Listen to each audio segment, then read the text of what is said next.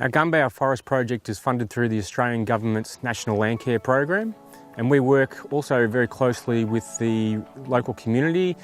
We have a community reference group that we meet with on a regular basis to help guide and plan a lot of the activities that we deliver on the ground. So our project also works very closely with other CMA funded projects, in particular the Environmental Watering program, which delivers e-water to sections of the forest that are lagoons or wetlands, which are very important internationally for migrating water birds, but also the productivity of those wetlands, which helps to maintain the ecological character of the forest. I'm Graham Stockfeld. I'm the President of Turtles Australia. It's a small conservation group, and most of the work we do is up on Gunbower Island in the forest and on farmland. Turtles Australia was formed 2 years ago, but prior to that we came up and worked in a voluntary capacity in the forest. We've been coming up to the Gunbower Kahuna area for 6 years, working on locating turtle nests and turtle nesting sites. Our involvement with the CMA came about through a coincidence where I found a photo on Facebook. The photo belonged to somebody whose partner worked for the CMA. Through that connection, we have developed a very successful relationship. It's been growing over the years. It's been fantastic. Prior to us working in the forest, nobody really knew where the turtles were nesting. Individuals might have known that they saw turtles nesting on their property.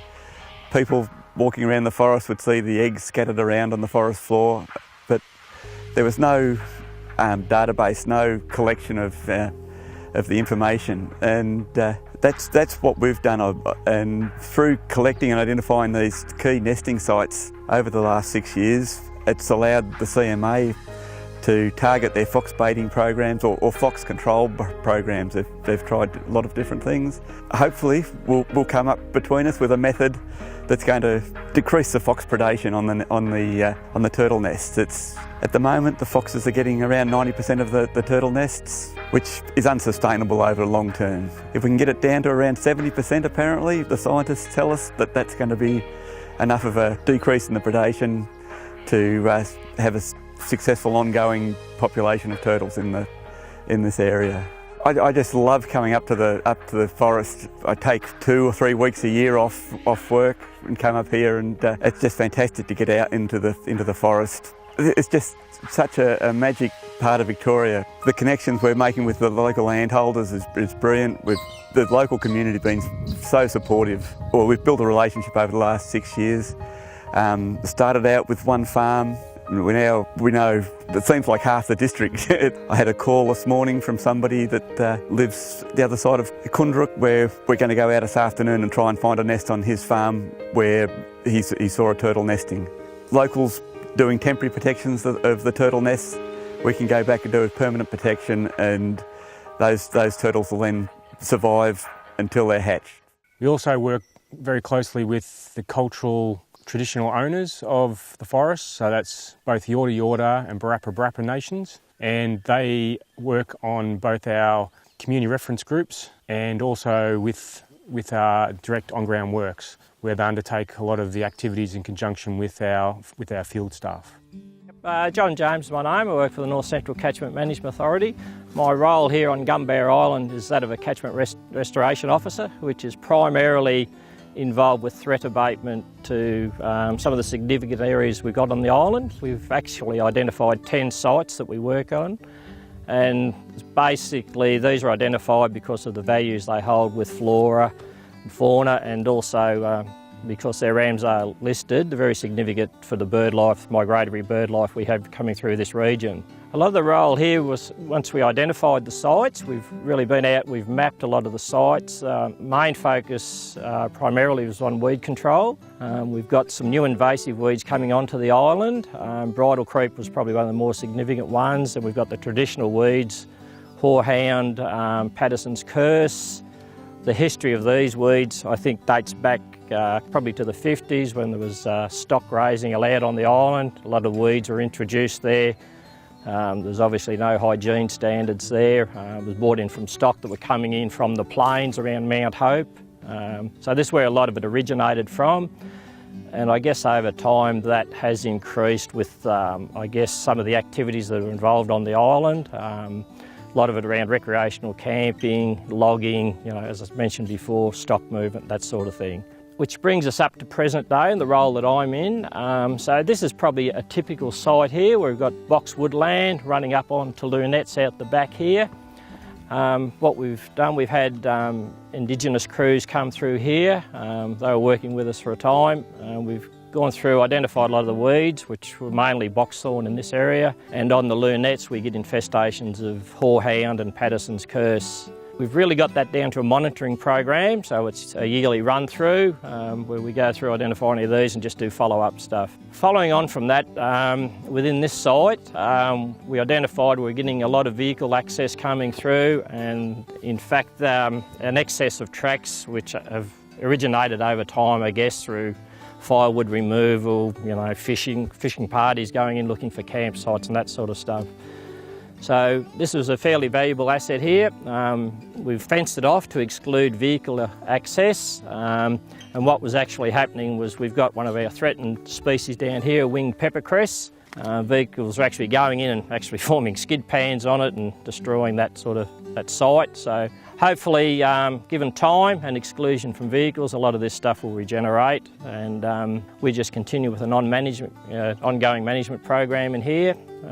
We do have some cultural sites here. We've actually got a scar tree on the far end of it, which is over in this direction. We've enclosed that into the area that's fenced. We have a little bit of rabbit activity on the lunettes, basically not to any great extent, but what we've done, we've put wire in the warrens there, because some of them are on cultural sites and we do have issues there. So it was a way of excluding rabbits from that area, and we've done some baiting. But primarily our focus here on this particular site has been establishing the fence to exclude vehicles. So two of the nationally listed threatened species that we're working to recover in Gunbower Forest are ridgewater milfoil and stiff groundsel. They now are very restricted in their distribution across our area, and we are looking at propagating propagules of the two species from nearby locations and translocating them back into areas within the forest that is their preferred habitat. We work with expert wetland ecologists to assist us in that process. So each year we try to identify areas where these two species occur. They're both species that have a preference for obviously wet habitat. One is actually a true aquatic, in which it grows within the water column, and the other species sort of lives on the margins. So we work with our wetland ecologists to identify the areas where these species could be best translocated. So we grow them off-site from the cuttings and from the seed that we could collect across the area, and then we plant them back into the sections of the forest that we believe that they can flourish and grow on, so we can establish new populations of these two species.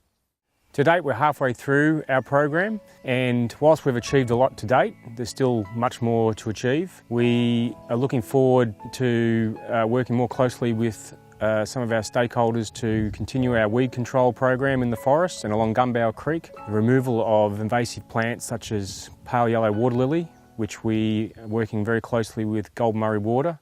My name's Tim Nitschke. I work with Goulburn Murray Water. I work in the aquatic plants section where we specialise in aquatic weed control.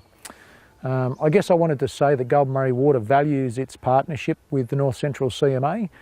We enjoy a close working relationship, and we enjoy being able to assist each other out with various levels of expertise and knowledge.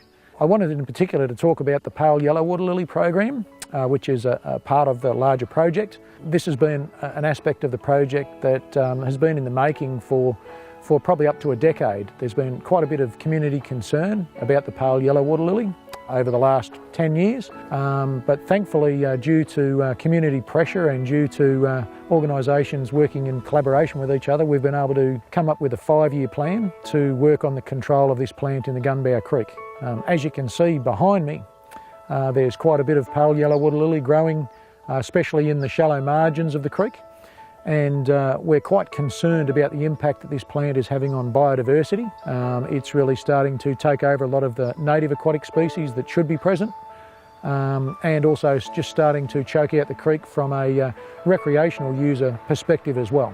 So I think that this project is one that is tremendous in being able to show the community that we are concerned about some of their values and what they would like to see looked at. I trust that the project will be a success because we're hoping to reduce the infestation by up to less than 10% within a 5-year time frame of the current infestation size. And also seeding willows such as pussy willow, which is a very aggressive coloniser of waterways and damp areas, and that's one of the biggest risks to it getting into these systems and starting to have an environmental impact and therefore the ecological integrity of these wetlands and lagoon systems. So we're halfway through that and we have a few more years to go, and we're starting to see the changes of some of the works we've already done to date, and we're looking forward to continuing to work on the ground with our stakeholders to improve the environmental values and the cultural values to the people of the Gunbower area and the traditional owners.